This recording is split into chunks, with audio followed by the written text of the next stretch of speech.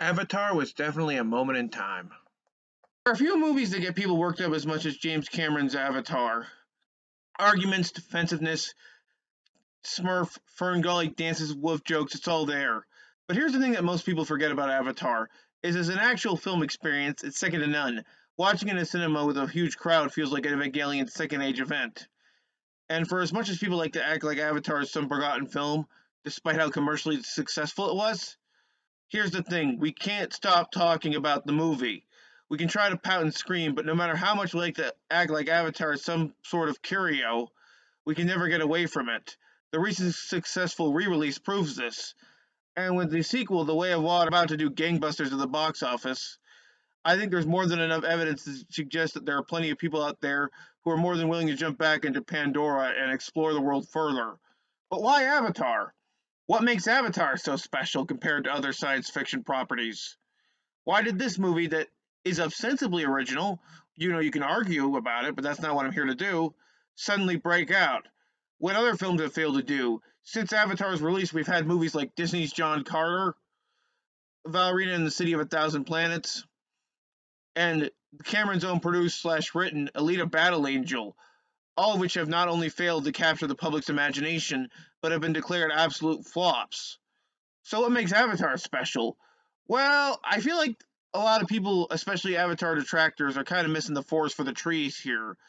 And that's right, because in the Dan way most possible, I'm going to talk about the secret reason for why Avatar is actually kind of brilliant.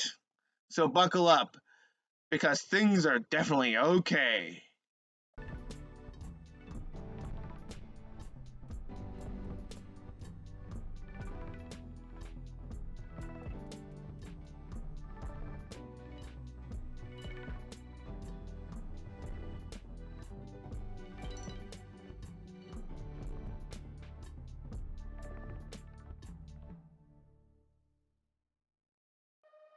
Maybe you can't remember the characters' names, but you can remember the world and the experience.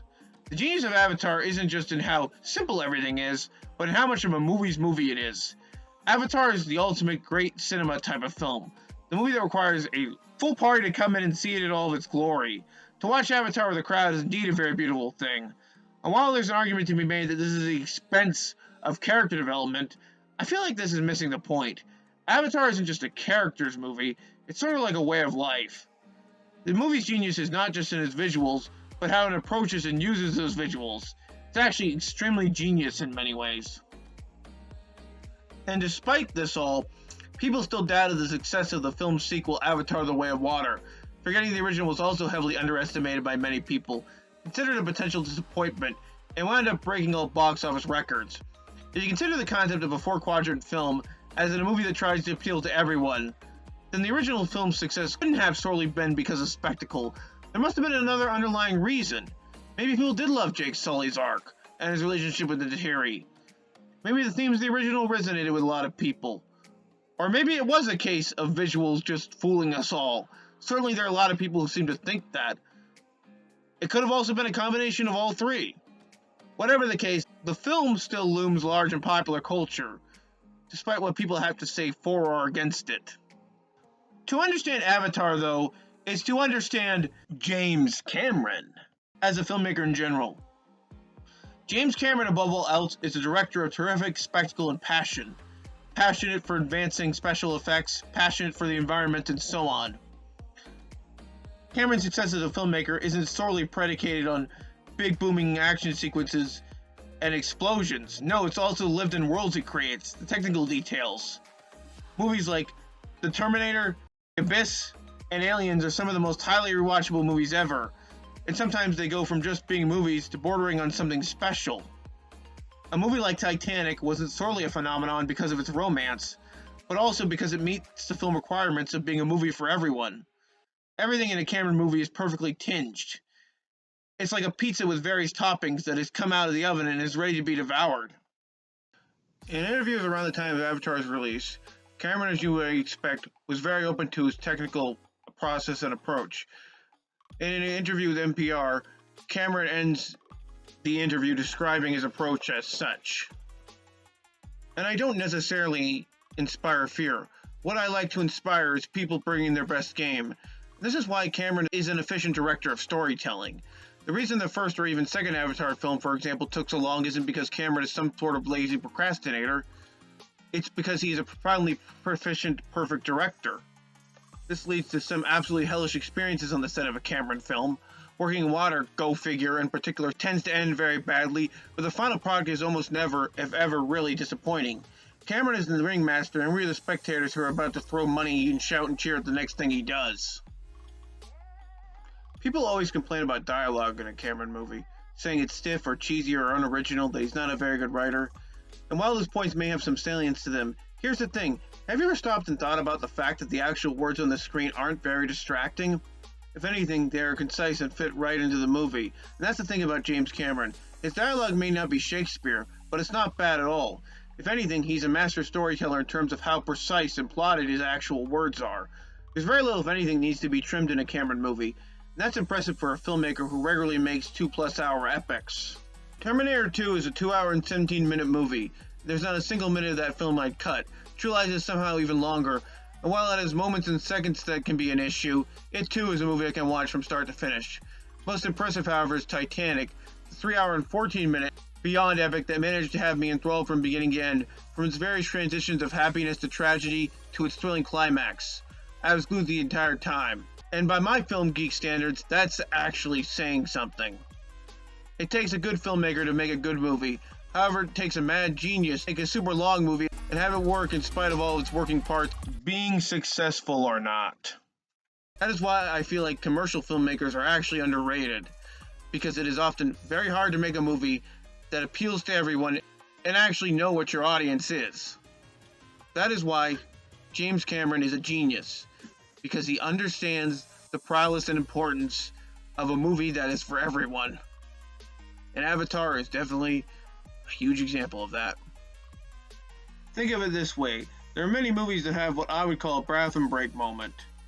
And then it's a good scene for someone to get up, go to the bathroom, and if they came back, they wouldn't miss a single thing.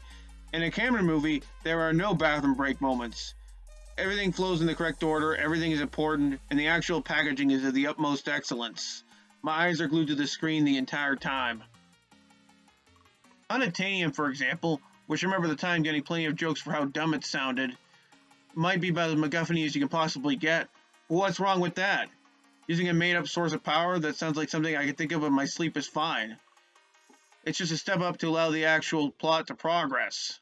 And if anything, it allows our heroes to get to Pandora, which is where most of the interest and the audience's own expectations would come from.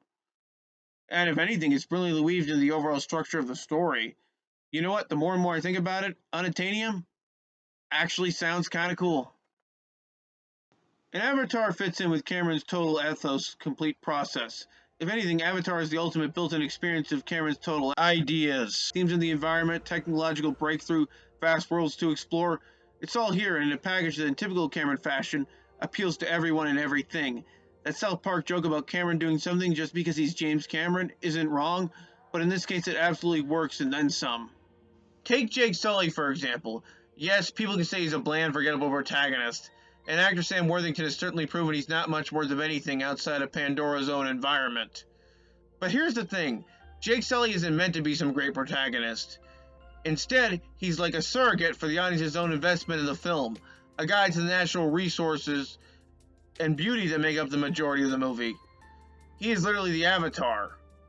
His relationship with the Tiri and subsequently the Na'vi makes up the majority of the backbone of the movie, and better helps us to understand their actions. Yes, in a way you could say it's like a classic white savior trope, but in another it's like he's shedding his own humanity, which he does at the end of the movie. Without Jake Sully as the keys to the audience's kingdom, the movie falls apart. Cameron, more than most filmmakers, understands that you need a protagonist that the audiences cannot just root for, but understand, or else the movie can fall apart in the blink of an eye. Sully is about as good as you get in that regard. And it helps that Jake Sully is a protagonist with clear motivation and arc. For as much as people like to call the character weak, the way the movie develops its protagonist's journey is believable enough that the audience could absolutely attach themselves to him as a main character. This is the classic hero's journey through and through. He finds the natives, he befriends the natives, and eventually he becomes one of them. We're not dealing with an extremely complicated protagonist. If anything, it's about as simple can get. And I think it works really, really well in that regard. Similarly, Quaritch, the antagonist of the movie, could also be called a one-faced, one-sided villain, but thanks to Stephen Lang's maniacal, hard-earned performance and Cameron's decision to make Quaritch as down the middle and vile as possible, creates an antagonist that is not just threatening, but kind of perfect in his own way. Villains like Quaritch work because they think that they are in the right, and they and their team have the free will to steal and plunder from natives. Let's be honest though, villains like Quaritch are the ultimate human villain embodiment. In real life, sometimes people do things that are just black and white because they can. And there is nothing wrong with making a villain who is simply a villain. Nothing more, nothing less. He doesn't need some strong backstory, or he doesn't need to be sympathetic. He just needs to be somebody that the audiences can root against, that they can find absolutely disgusting in his deeds. And I think Quaritch serves that function very well. A good example of Avatar's success and brilliance is how well paced and spread out its action sequences are. There are not many of them filmed proper, but when they do come, they land on the audiences like a hammer. The most impressive, of course, being the climax where Jake Sully and his crew take on Quaritch and his Marines. Most modern action tends to feature great colors or unnecessary fast cuts, set in usually very boring environment like say a warehouse or an apartment building. A lot of it comes off like visual noise at best. The action in the last 30 minutes of Avatar is not only not this, but it's incredibly smooth and disciplined, allowing the audience to partake in the absolute destruction and war on screen. The stakes are clear, the setting of Pandora is anything but boring, and we are already familiar with the blocking and staging, the dramatic beats, and it's brilliant. Cameron treats it like a visual poem, editing it to be all exactly precise, and it's all on screen. He's always been a master at this sort of thing. It's a huge reward for most moviegoers who have come in. They've come this far, and they treated the absolute best use of spectacle on screen in some time, as well as a satisfactory conclusion to a movie that they were already heavily emotionally invested in. And to top it all off, it's all CGI, and it still feels incredibly seamless. Compared to most modern blockbusters, it's a huge breath of fresh air, and most modern movies could learn from Cameron's diligence and openness. It's the action, the use of characters, and Cameron's own visual wonder that combine to make Avatar as special as it is. Yes, the characters themselves aren't the most well-defined or well-written, but they serve the function of the story and help guide the audience along on the adventure that they're about to embark on.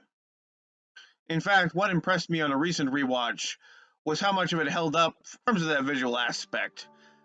Yes, it's obviously CGI, but it looks great, even by today's standards. And I think in that regard, as a visual representation of an entire planet, and just as a visual trip, I think the movie is capital great.